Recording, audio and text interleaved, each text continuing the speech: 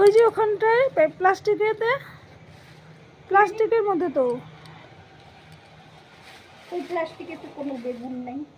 বেগুন আনি নাই, তাহলে দাঁড়াও বেগুন নিয়ে আসি। আলু বেগুন তারপর মিষ্টি আলু কখন যে এগুলো পোড়া হবে, তাই না? হ্যাঁ অনেকক্ষণ সময় লাগবে মনে হচ্ছে। আর শীতকালে ভালোই লাগে এরকম পিকনিক। সবাই তো মাছ মাংস ডিম পিকনিক, আমরা হচ্ছে নিরামিষ পিকনিক। আমাদের ভাত হবে না, ভাত গ্যাসে হবে। কি বলো, ঠিক না?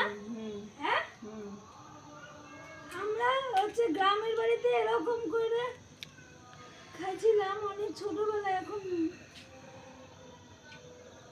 মনে আছে একটু একটু, কিন্তু এখন তো আর এরকম হয় না। এখন গ্রামের বাড়িতেও করে না। কি সুন্দর পুড়ে যায় তো, উনানের মধ্যে দিয়ে দিত, বাস কি সুন্দর হয়ে যেত। হোটেলের লোক তো বলতেছে বাসে আসছে। কই দাও বেগুনগুলো দাও। বেগুন কোথায় দিব, জায়গা কোথায়? এই যে এখানে দিয়ে দাও। একদিনে আলু বেগুন আবার মাছ আছে, বাবা খাবে না আজকে। থাক, আবার অন্যদিন আবার করব।